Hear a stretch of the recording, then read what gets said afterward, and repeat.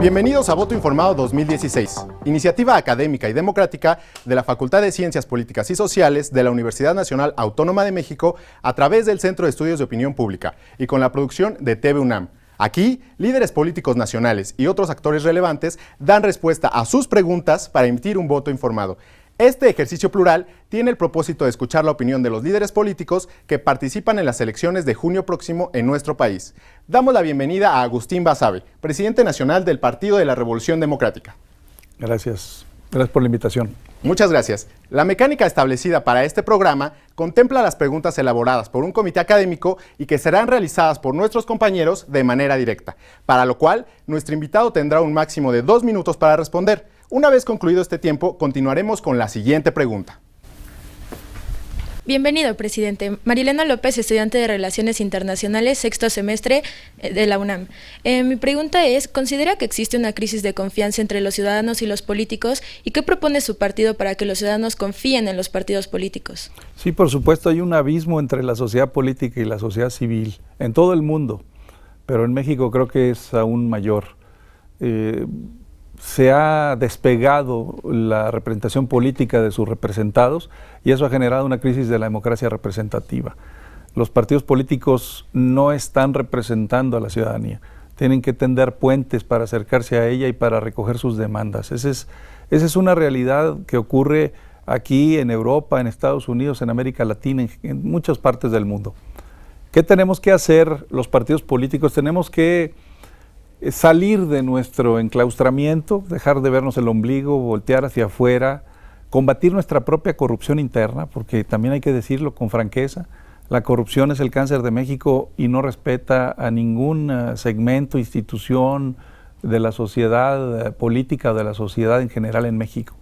Entonces, tenemos que combatir nuestra corrupción interna, tenemos que acercarnos, decía, a la ciudadanía, recoger sus banderas, enarbolarlas, convertirnos en un vehículo para el cual la sociedad pueda llevar las demandas, las exigencias, el cambio que quiere, hacerlo realidad.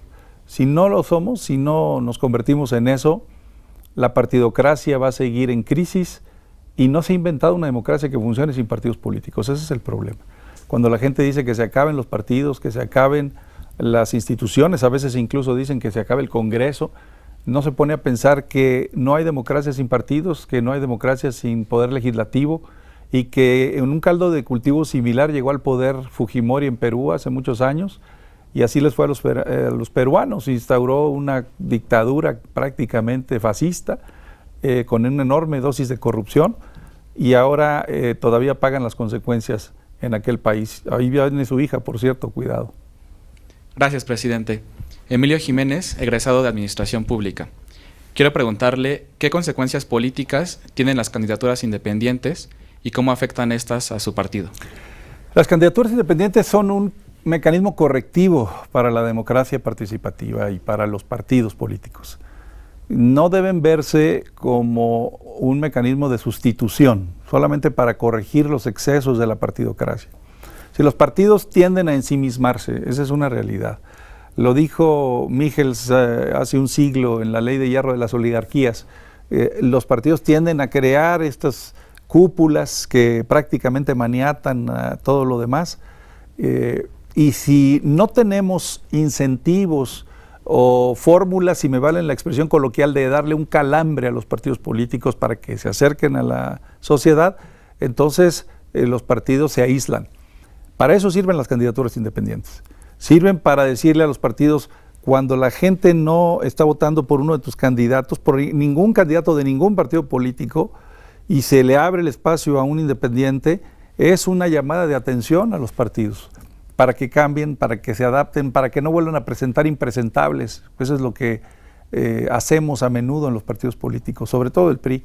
Presentan impresentables, presentan candidatos que han sido expuestos ante la opinión pública, como corruptos y sin embargo los vuelven a poner ahí como líderes, como dirigentes, como gobernantes y también hay que decirlo, que la sociedad no debe de votar por personas que han sido exhibidas en su corrupción.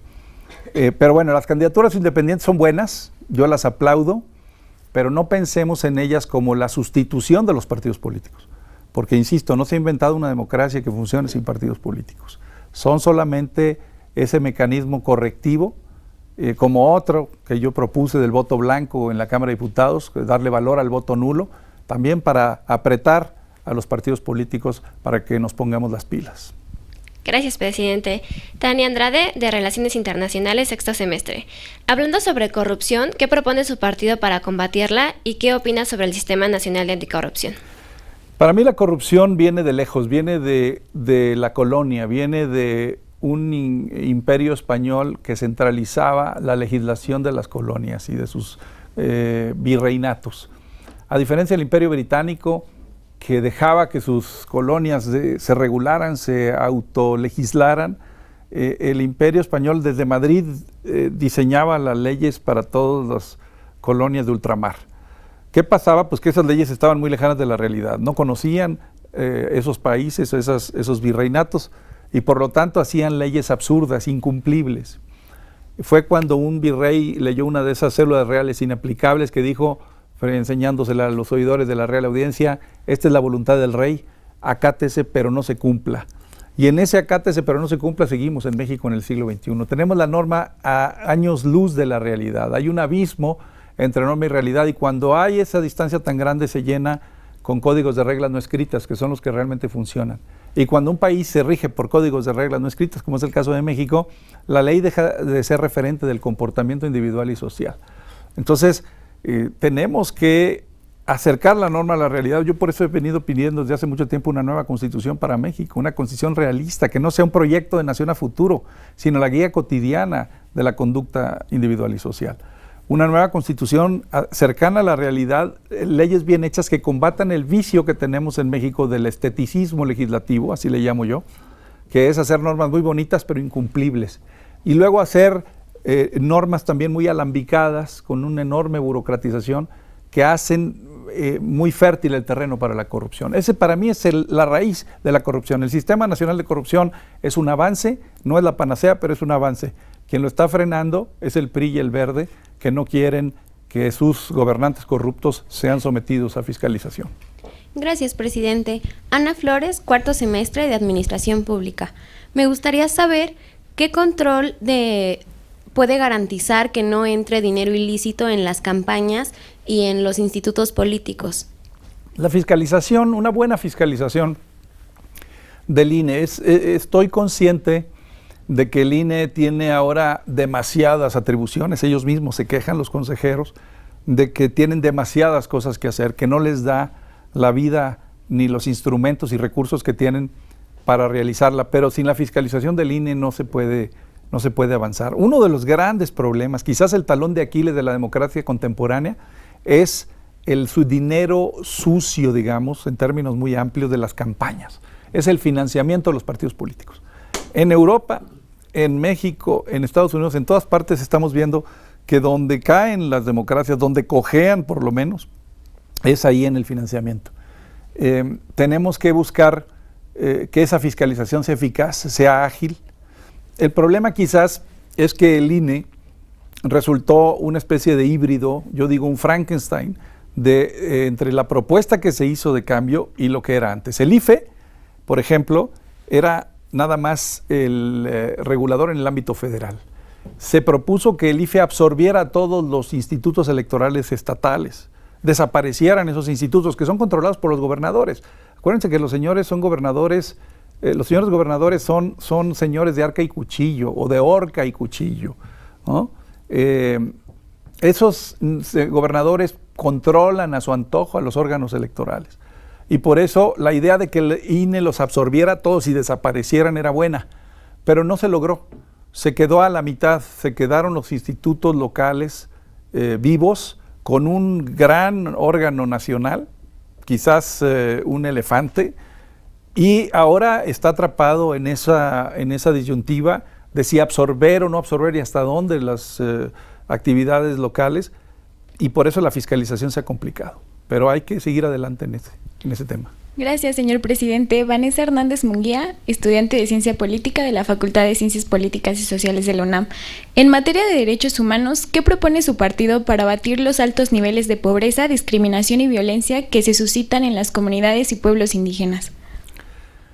El problema de México es el problema de la desigualdad. Yo he dicho que México tiene un cáncer que tiene dos tumores, el tumor de la desigualdad y el tumor de la corrupción. El tumor de la desigualdad, si me valen la metáfora, está alojado en el estómago de la nación, y el tumor de la corrupción en el cerebro, y ambos están en plena metástasis.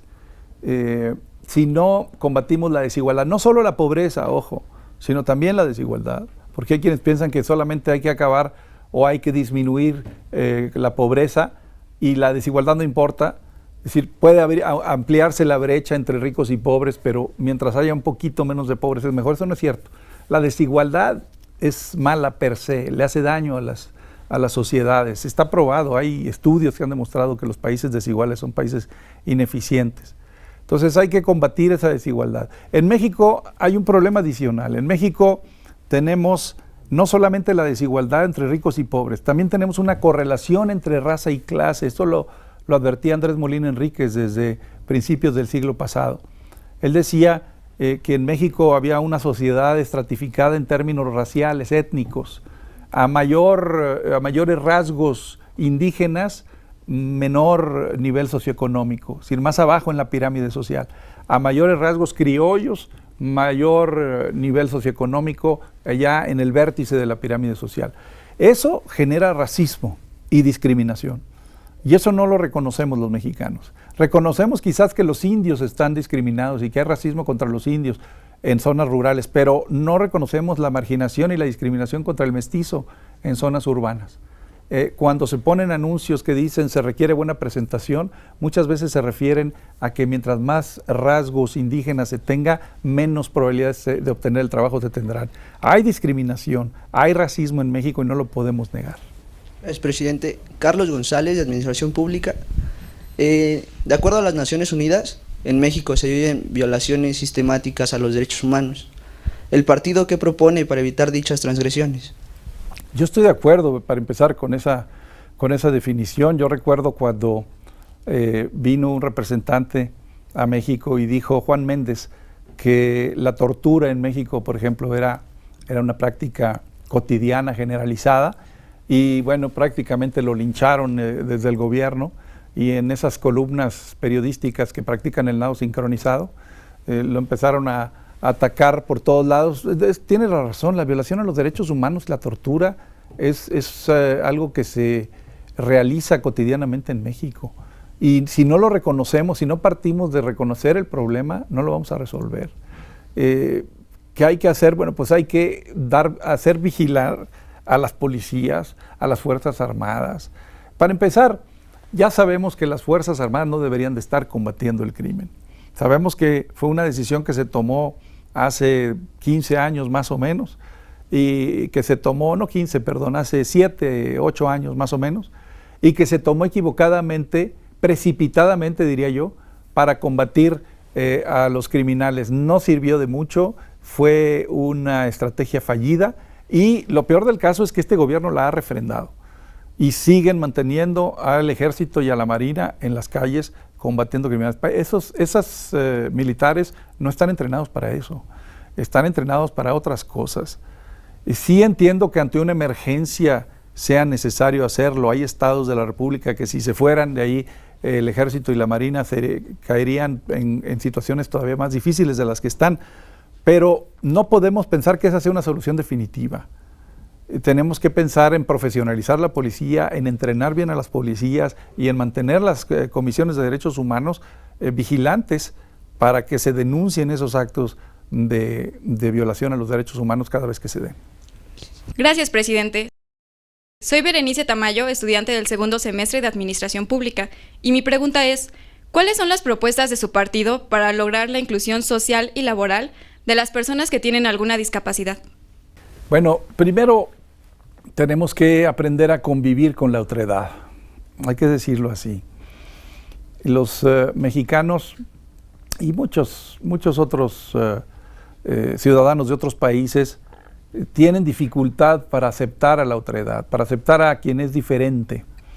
Y en eso me refiero a todo, no solamente a la discapacidad, sino también a preferencias sexuales, a posturas diferentes, a colores de piel distintos. O sea, todo lo que sea diferente a ti, te cuesta trabajo aceptarlo, nos cuesta trabajo aceptarlo. Entonces, primero es acostumbrarnos a vivir, a convivir con la otredad, a aceptarla. Por eso yo no creo en las segmentaciones y en las segregaciones. Por eso a veces me peleo con los multiculturalistas que dicen que a los pueblos indígenas hay que dejarlos donde están, que no hay que molestarlos, que no se acerque nadie, que no se mezcle, que no se contamine con otras culturas o con la cultura occidental o la cultura dominante. Porque a mí me parece que cuando separas, cuando pones una raya y dices estos de allá se mantienen allá y estos de acá se mantienen acá, cuando no hay mezcla, cuando no hay convivencia, las cosas son más complicadas. Yo no estoy a favor de ese aislamiento, estoy a favor de la convivencia, de la coexistencia, y mi partido propone lo mismo, propone que las personas con discapacidad primero sean aceptadas, es decir, que las veamos como parte de nuestra sociedad, como nosotros mismos, no como algo diferente y por lo tanto algo que hay que mantener alejado. Y segundo, desde luego, legislar y hacer políticas públicas también para que puedan tener acceso al trabajo, a la vida digna, igual que cualquiera de nosotros, que no tengan una dificultad mayor que cualquiera de nosotros para encontrar un empleo, por ejemplo, para estudiar. Entonces hay que facilitar la vida y hay que poner el piso parejo para todos, empezando por ellos. Gracias, presidente. Denise Maldonado, estudiante de Ciencia Política en sexto semestre en la UNAM. Ante la situación de violencia y represión que enfrentan los periodistas en el país, ¿qué propone el partido para garantizar su libertad de expresión? Pues protección, no puede haber otra cosa más que protección del Estado. Pero yo quiero señalar aquí algo importante. Sí es verdad que el periodismo en México está amenazado por el crimen organizado. Hay estados en donde sabemos que hay reporteros que son amenazados por si van a publicar una nota sobre algún acontecimiento criminal, los amenazan, incluso los matan. Pero también hay otra amenaza al periodismo en México, de la cual no se habla tanto, que es la amenaza de un gobierno priista, el gobierno federal, que está restaurando el autoritarismo. Estamos viendo a un gobierno federal que quiere restaurar el antiguo régimen presidencialista sin contrapesos. Y cuando digo contrapesos me refiero no solo a la Suprema Corte de Justicia, a la que se intenta controlar, al Congreso, al que se intenta también controlar, sino a la prensa, a los medios. Entonces también hay una cortapisa, una amenaza velada para las voces críticas que viene del gobierno federal. Este gobierno federal está llevando el autoritarismo a tiempos que parecían superados y está haciendo que la gente que ejerce el periodismo crítico y libre y que critica al propio gobierno pague las consecuencias. Ahí está el caso de Carmen Aristegui. Carmen Aristegui reveló el escándalo de la Casa Blanca y perdió su trabajo. Y a la fecha no tiene un programa de radio, está marginada de la radio. ¿Por qué? Porque pagó su osadía de haber descubierto un acto de corrupción con el leviatán del Estado mexicano que la aplastó y se le echó encima. Entonces, sí hay que proteger con el Estado, con seguridad, a los con policías bien entrenados, honestos, a los periodistas que ejercen el periodismo en zonas de crimen organizado, pero también hay que proteger a los periodistas del acoso del gobierno. Muchas gracias, presidente. Belén del Carmen, de la Facultad de Ciencias Políticas y Sociales, de Ciencia Política. ¿Considera usted que implementar el mando único policial reducirá la ola de violencia que se vive en el país? Fíjate que ese es un tema en el que en el PRD no nos hemos puesto de acuerdo. Hay quienes dicen que el mando único es la solución, que es bueno. Hay quienes piensan que un modelo intermedio, como el que se usa en España, por ejemplo, en el cual sí hay una presencia de una policía nacional, hay una presencia de una policía estatal o regional, pero no se le quita por completo la policía a los municipios, sino que conviven, coexisten y dependiendo de las circunstancias del municipio se da el nivel de participación de la otra policía. Es decir, En México, por ejemplo, tenemos municipios muy pequeños, en donde el presidente municipal tiene 2 o 3 patrullas destartaladas y un puñado de policías mal entrenados y mal armados. ¿Cómo va a enfrentar ese alcalde al monstruo del crimen organizado? ¿Cómo va a encarar al capo que llega y le dice plata o plomo? Si no tiene ni siquiera los instrumentos para defenderse. Tiene que ser el Estado federal, el Estado nacional, el que defienda a la población, porque se va a enfrentar a una organización o a organizaciones tan poderosas que solo con los recursos nacionales del Estado nacional se les puede combatir. Esa es la realidad. Y decir que se defiendan los alcaldes, ¿cómo es posible que este alcalde le aviente la pelotita al gobernador o que se la aviente al gobierno federal? Es ignorar la realidad de esos municipios. Entonces, mando único en algunos casos de estos municipios pequeños que no tienen recursos, sí, pero mando único en todos los casos, aún en municipios que sí tienen con qué tener buenas policías. Quizás habría que pensar un modelo mixto. Gracias, señor presidente. Javier Mazo, egresado de Ciencia Política de la Facultad de Ciencias Políticas y Sociales de la UNAM. ¿Podría, por favor, mencionarme 3 propuestas para reducir la violencia y combatir la delincuencia organizada? Para mí, el problema de la violencia y la delincuencia organizada no se combate primordialmente con fuerza bruta. A ver, por supuesto que necesitamos una fuerza policíaca, una fuerza del orden, incluso una fuerza militar en estas circunstancias excepcionales, que vaya y que combata a los criminales cara a cara e incluso con las armas.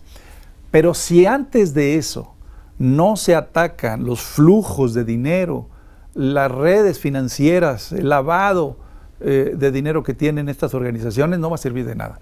Si tú abates a un capo o lo detienes, alguien va a tomar su lugar, pero si la estructura que sostiene a esa organización está intacta, si tienen el mismo dinero, no les quitaste su poderío económico, si tienen sus recursos, sus automóviles, sus vehículos, sus aviones, sus armas, armamentos de alto poder, y eso no se toca, pues el que llegue en lugar del que detuviste o el que mataste, se va a hacer cargo y va a tener todo ese aparato.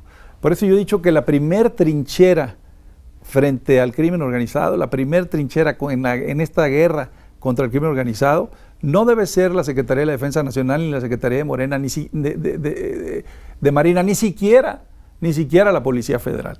Debe ser la Secretaría de Hacienda. Debe ser la confiscación a través de mecanismos de estudio y de inteligencia financiera para ver dónde están esas redes financieras, dónde manejan sus inmensas fortunas, para estrangular esas redes, para combatir el lavado de dinero y para pegarles donde les duele.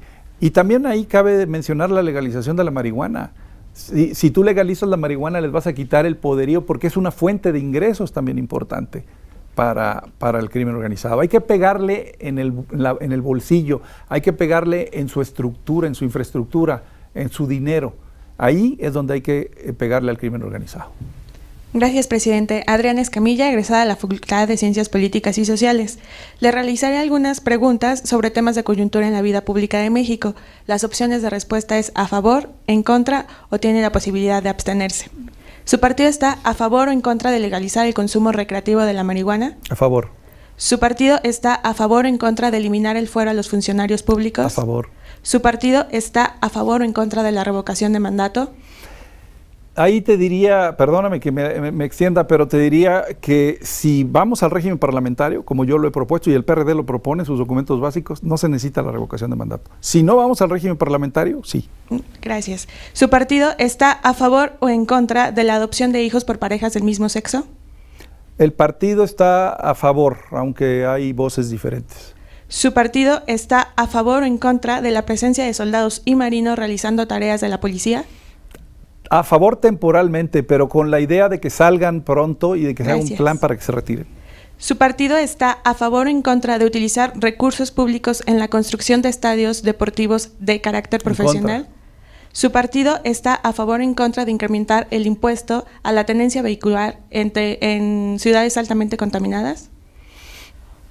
En contra, pero sí a favor de subir impuestos a los más ricos. Gracias. ¿Su partido está a favor o en contra de aplicar pruebas estandarizadas como mecanismo de evaluación docente? Estandarizadas no. tienen que ser diferenciadas. ¿Su partido está a favor o en contra de la voluntad anticipada, es decir, eutanasia? A favor. ¿Su partido está a favor o en contra de la extradición a Estados Unidos de criminales de alta peligrosidad, como Joaquín Guzmán lo era? En ciertas circunstancias, a favor. ¿Su partido está a favor o en contra de que México busque un asiento permanente en el Consejo de Seguridad de Naciones Unidas? A favor. Gracias, presidente. Eso es todo. Gracias. César Guzmán, estudiante de Ciencia Política. Mi pregunta es, ¿qué opinas sobre las llamadas autodefensas, guardias comunitarias y grupos sociales similares? Hay dos tipos de autodefensas y de guardias comunitarias. Yo creo que hay algunas que son auténticas, reales y que surgen de la impotencia de comunidades que no son defendidas por las fuerzas públicas, en donde la policía no llega, o si llega, ya llega tarde, o está incluso ya cooptada, comprada por los criminales. Y entonces las comunidades se ven obligadas a organizarse y a defenderse. Esas me parecen comprensibles, nunca como algo que deba permanecer, como algo normal. Yo no creo que deban permanecer normalmente. A final de cuentas, el Estado, que es la sociedad políticamente organizada, debe tener los recursos para proteger a todos. Pero en las circunstancias actuales de muchas regiones del país entiendo ese fenómeno. Hay otros casos, sin embargo, de autodefensas que han sido creadas por los propios criminales, por los propios cárteles, para lograr sus propósitos. O hay otras que incluso, aunque han surgido espontáneamente y por las buenas razones, se han ido corrompiendo o se han ido infiltrando por parte de estos cárteles y de estos criminales organizados.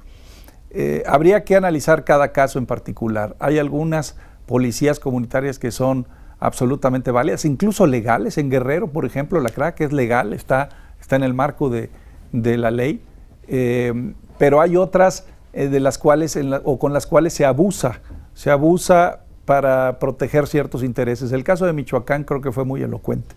Ahí convivían grupos de autodefensa legítimos que habían surgido de la necesidad de la gente de protegerse, con grupos de autodefensa penetrados por el crimen, con otros manejados por el gobierno. Y creo que se desvirtuó en lo que esas organizaciones originalmente perseguían. Gracias, señor presidente. Alejandra Tecorralco, estudiante de Relaciones Internacionales. Mi pregunta es, ¿cuál es la propuesta que tiene su partido para atender el aumento de los casos de violencia de género que se han dado en el país?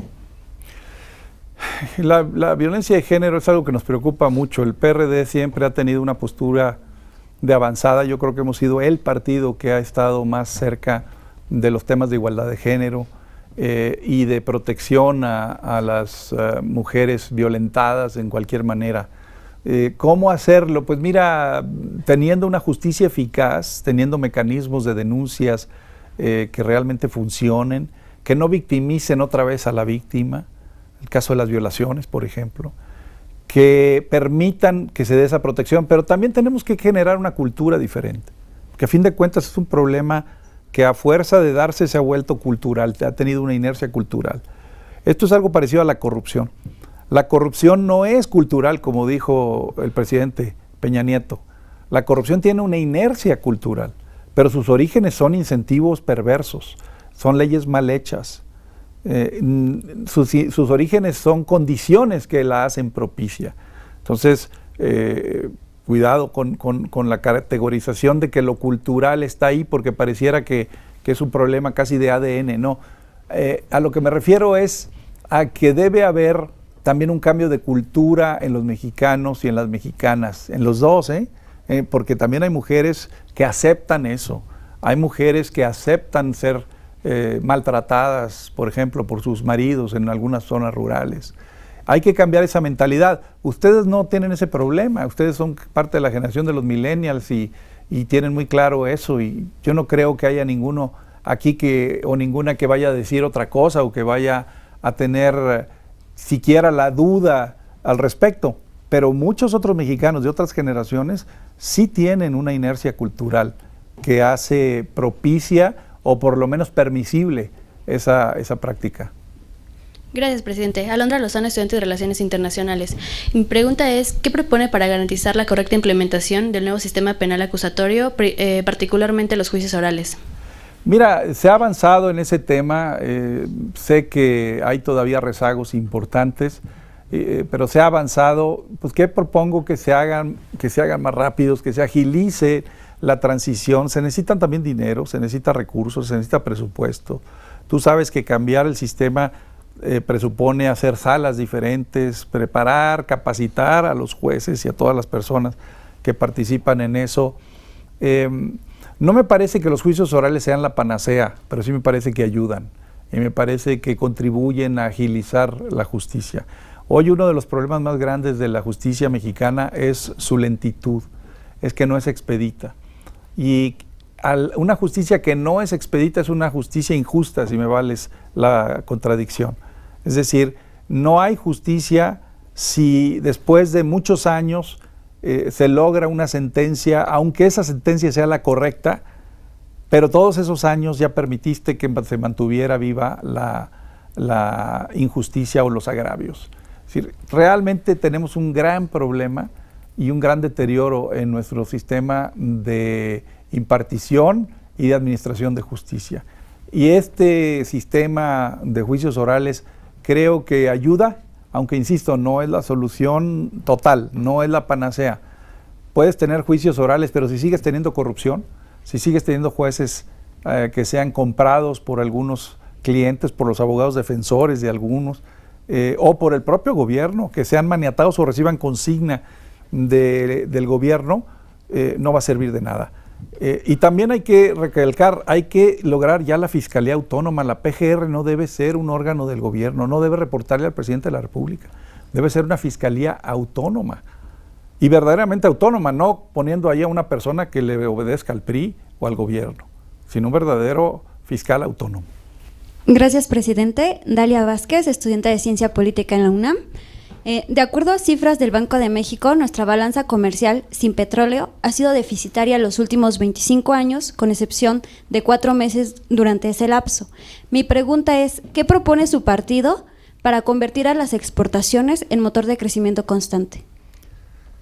Mira, mi partido, para empezar, es crítico del modelo económico imperante, este modelo neoliberal, este modelo que, y lo digo antes de entrar al tema específico de las importaciones o exportaciones, este modelo económico que cree desde hace mucho tiempo, porque esto viene desde los años 80, que si tú le reduces los impuestos a los más ricos, o si les permites que a través de ciertos mecanismos de elusión fiscal paguen menos impuestos los súper ricos y las grandes empresas, que si haces eso, entonces ellos van a tener más dinero, van a invertir más, van a crear más empleos y algunas gotitas de riqueza van a chorrear a la base social. Eso es un error, es una falacia, es una tontería. Eso no es cierto. Lo que hay que hacer es usar el sistema fiscal como un verdadero mecanismo de redistribución de la riqueza. Este país, como decía hace rato, es un país tremendamente desigual. Desde que en el siglo XIX Humboldt dijo México es el país de las desigualdades, no han cambiado mucho las cosas. Tenemos un país terriblemente desigual y si no logramos disminuir esa desigualdad a través de los impuestos, difícilmente, insisto, van a funcionar las cosas. La idea de que dejan a los ricos, a las grandes empresas que hagan lo que quieran porque ellos van a generar empleos y riqueza es falsa. El Estado tiene que intervenir. Ahora, en el caso concreto de las exportaciones, México tiene que entender que el periodo del petróleo como gran palanca de desarrollo está terminando y tiene que diversificarse. Ya nos diversificamos algo con el TLC, hay que reconocerlo. Hubo una diversificación en las exportaciones, pero no es suficiente. El precio del barril del petróleo está muy bajo y no se prevé que vaya a subir pronto y por lo tanto ese petróleo que nos salvó durante tantos años a los mexicanos, hoy nos va a dejar a nuestra suerte, o muy pronto nos va a dejar a nuestra suerte y tenemos que estar preparados para ello. Gracias, señor presidente. Sandra Maldonado, Estudios Latinoamericanos, segundo semestre de la UNAM. Algunos economistas afirman que el aumento en el salario mínimo puede provocar inflación y desempleo. ¿Cuál es su postura ante las propuestas de aumentarlo? A favor totalmente. Es una mentira que el aumento del salario mínimo vaya a generar inflación. El salario mínimo, como está hoy, es absolutamente insuficiente para que viva una familia. Viola la Constitución, si nos queremos poner estrictos. La Constitución dice que el salario debe ser remunerador. Un salario, de acuerdo a la Constitución, así que un salario mínimo constitucional, estamos hablando de 171 pesos, que es más del doble, casi el triple de lo que hay actualmente. Nosotros hemos pedido que suba solamente a 77, 78 pesos, que suba un poco, que demos un primer paso, y se han hecho estudios, y el PRD lo ha dicho y lo ha presentado, se han hecho estudios que demuestran que ese aumento, solamente para llegar a un nivel intermedio, no perjudica a las empresas, no genera inflación, no tiene efectos negativos, al revés, tiene efectos positivos para la economía porque aumenta el poder adquisitivo y aumenta el consumo de los mexicanos y las mexicanas. Entonces, es algo que yo no alcanzo a comprender. El salario mínimo está por los suelos, es de risa la cantidad que está asignada. La CONASAM y la Comisión Nacional del Salario Mínimo debe desaparecer.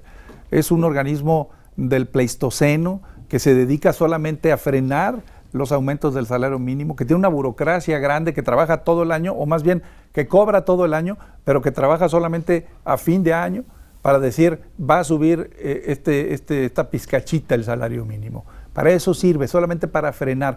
¿Dónde están los neoliberales que dicen que debe dejarse libres a las fuerzas de la economía? Dejan libres los salarios, si dejan libres también los precios. Que suelten también el salario mínimo para que suba y permita una vida digna. Gracias, señor presidente. Angelina Negrete, estudiante de Administración Pública de la Facultad de Ciencias Políticas y Sociales de la UNAM. Según Forbes, el 10% de los mexicanos más ricos del país tiene ingresos 30 veces mayores a los mexicanos más pobres del país. ¿Qué propone su partido para reducir esta desigualdad? Lo que decía hace un momento, una reforma fiscal de veras.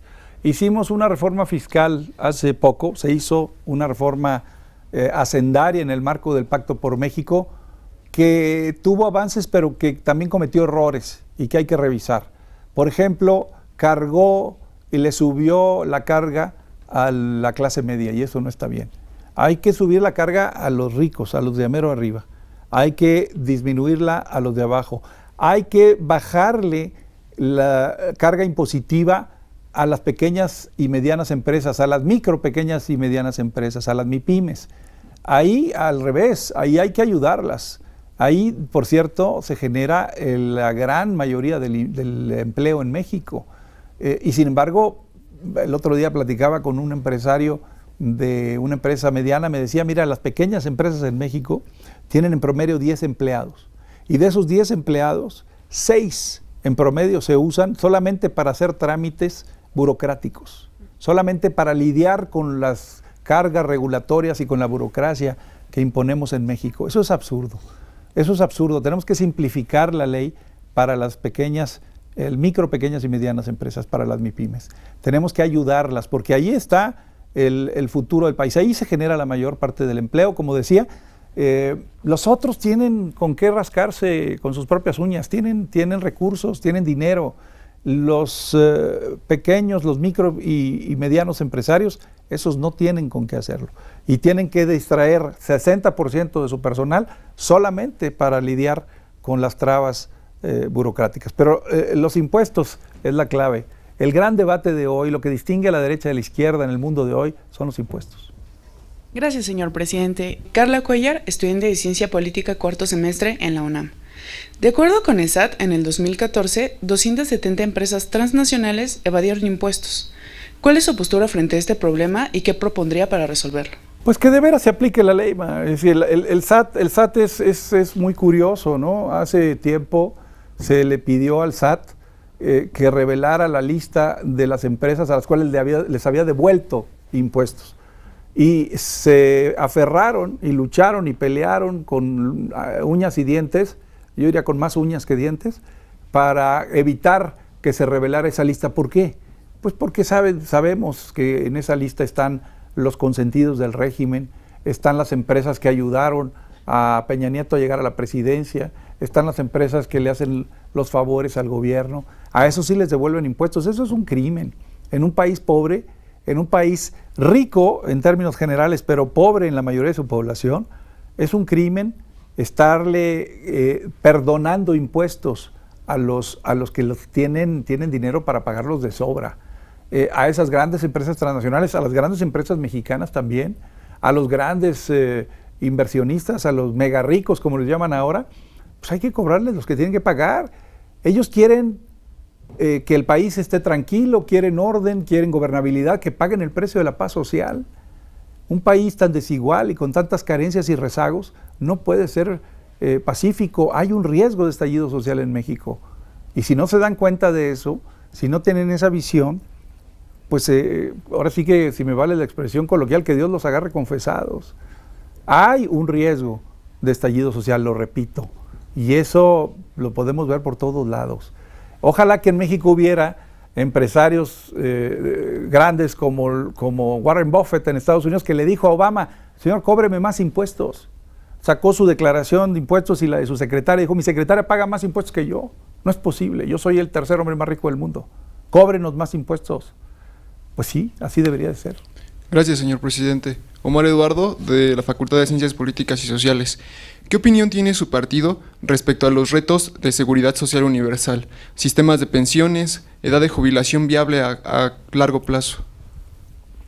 Mira, los sistemas de pensiones son delicados porque ya sabes qué pasó. Así se cayó el estado de bienestar en Europa. Una de las razones por las que después de la treintena gloriosa, que le llaman, de 1945 a 1975, que es donde se consolidó el estado de bienestar, una de las razones por las que ese estado de bienestar se fue desmantelando fue que el cambio en la pirámide demográfica hizo muy costosos los sistemas de pensiones. Es decir, si la gente dejó de vivir en promedio, no sé, 50 años y empezó a tener una expectativa de vida de 70 o más, evidentemente el Estado tiene que estar pagando durante más tiempo las pensiones, pero si además le sumas que las poblaciones dejaron de ser mayoritariamente jóvenes y se volvieron mayoritariamente viejas, el porcentaje de la gente que es económicamente productiva se reduce, y el que está produciendo riqueza se reduce, y el que ya está solamente recibiendo pensiones se aumenta. Eso generó una crisis en la Europa del siglo XX, después de los momentos en donde se construyeron las sociedades más libres y justas de la historia de la humanidad. Entonces hay que tener cuidado con las pensiones, pero no quiere decir que no las tengamos, simplemente hay que manejarlas responsablemente. Hay que ser financieramente inteligentes para manejarlas. Por supuesto que debe haber pensiones, y por supuesto que deben de ser justas. No solo pensiones, hablabas tú de pensiones universales, yo hablo también de la salud universal. Ese es un tema de las pocas cosas buenas que propuso Peña Nieto en su campaña, ya le tiró a la basura. Hacer un sistema universal de salud. No nada más que si está el IMSS, que si está el ISSSTE, si tú cotizas en una empresa vas al IMSS, si tú cotizas en el gobierno vas al ISSSTE, y si no, un cajón desastre lleno de agujeros que se llama Seguro Popular. No, sino un sistema completito para que todos los mexicanos y mexicanas podamos ir a un sistema de salud como en Gran Bretaña, como el National Health Service del Reino Unido, en donde cualquiera va y es atendido. Tenemos que buscar eso. Gracias, presidente. Mariana Vega, estudiante cuarto semestre de Sociología en la UNAM. De acuerdo con la información del INEGI, casi la mitad de los mexicanos nos encontramos en alguna situación de pobreza. Dígame, por favor, propuestas que tenga su partido de acuerdo a esto para mejorar nuestra calidad de vida. Bueno, desde luego que hay que generar empleos. Yo no estoy en contra de esa receta ortodoxa, digamos, ¿no? Porque cualquier empresario, si tú le haces esa pregunta que me acabas de hacer, te va a decir: hay que generar empleos, hay que generar empleos. Tienen razón, está bien. Yo no digo que no haya que generar empleos y que por lo tanto haya que facilitar, estimular y propiciar a que la iniciativa privada crezca, se desarrolle y genere empleos. Santo y bueno. Pero, ojo, los empleos tienen que ser bien remunerados. No podemos generar muchos empleos, pero empleos mal pagados, porque eso no sirve. Tienen que ser empleos bien remunerados. Y también tiene que haber ese mecanismo tributario al que me he referido varias veces como fórmula de redistribución de la riqueza. No hay otra. No hay otra manera para evitar que una sociedad sea tan desigual como la mexicana. La única manera son los impuestos. Y los programas sociales, desde luego, pero los programas sociales salen de los impuestos, con eso se pagan.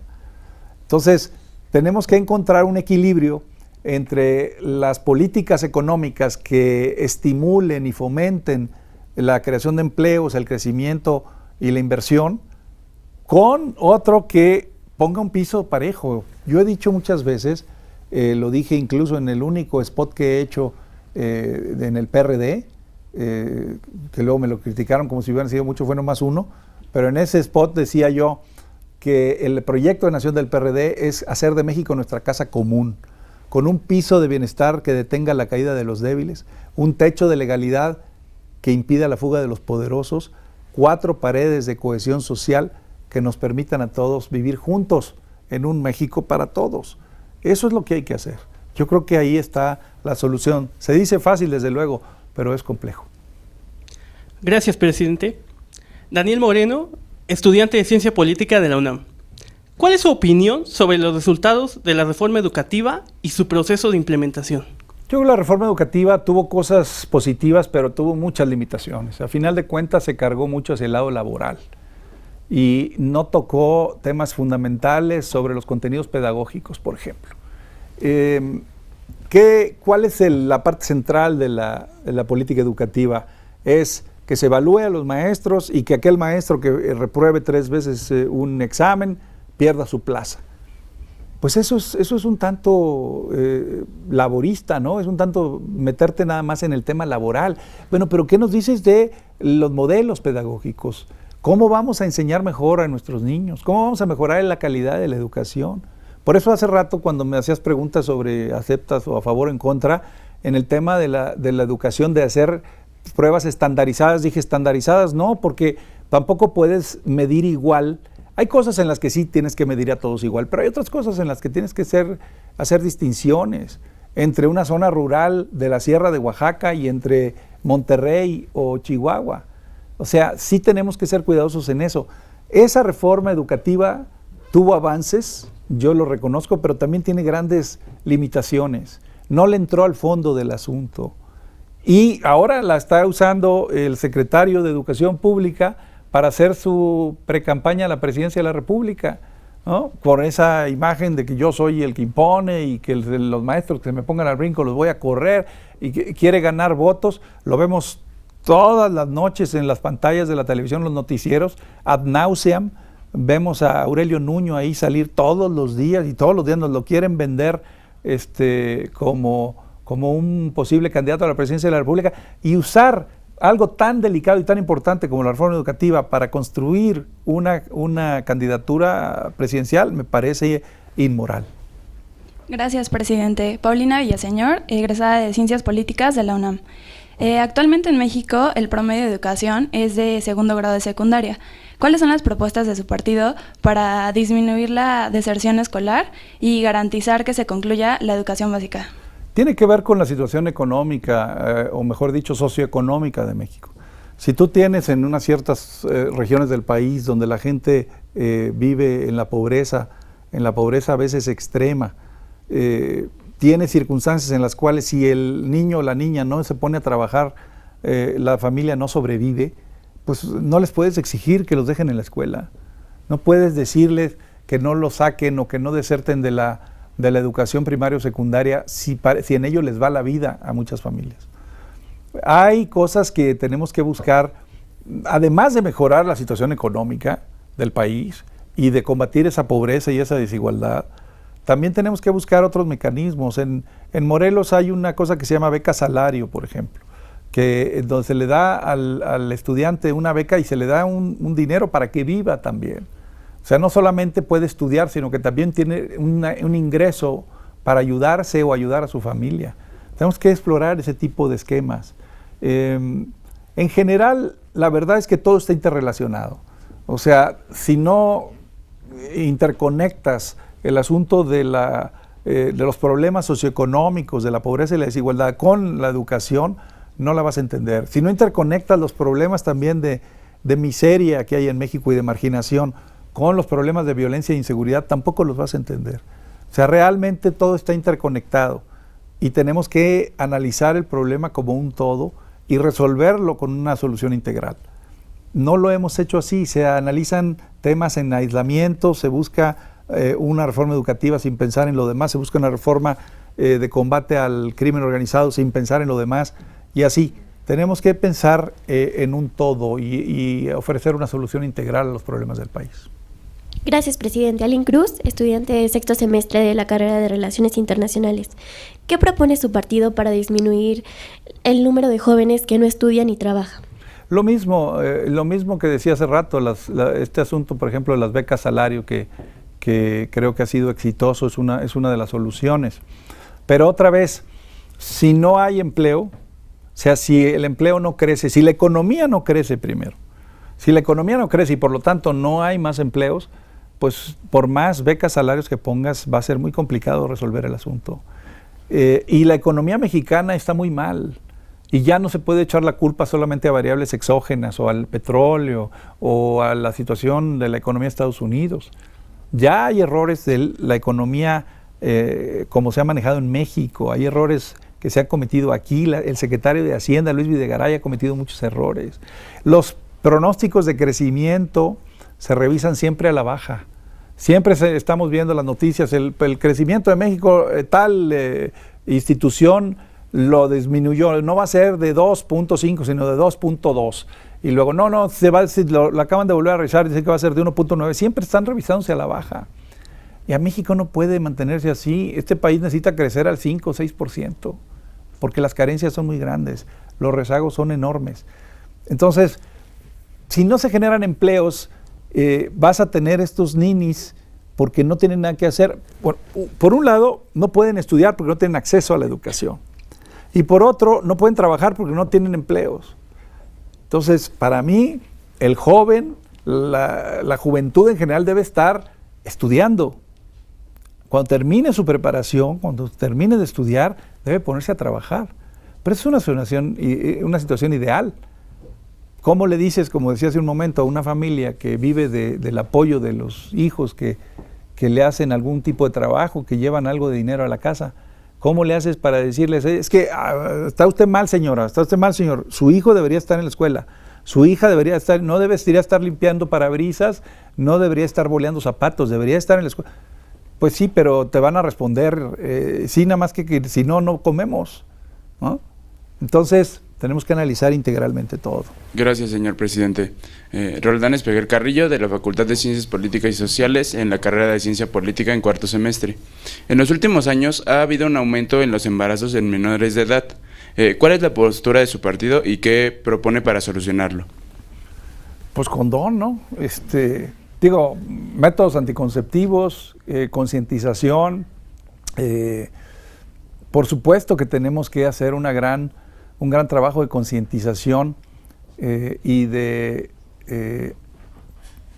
facilitación o facilitamiento de los recursos anticonceptivos que necesita la juventud. Si tú a los jóvenes y a las jóvenes no les explicas y no les dices, estoy pensando no en ustedes son gente muy informada y que tienen acceso al conocimiento, estoy pensando en zonas en donde prevalece la pobreza extrema o la pobreza alimentaria. Si tú no les explicas y no les dices cuáles son las consecuencias de que no se cuiden, de que no sean responsables, pues va a haber esa cantidad que tenemos hoy en México de embarazos indeseados. Y yo creo que si no se ataca de manera preventiva ese problema, pues, preventiva en términos de concientización, de información, de proporcionarles los anticonceptivos que necesiten y también de decirles cuáles son las consecuencias de ciertas actitudes a veces irresponsables a cierta edad, pues las cosas van a seguir.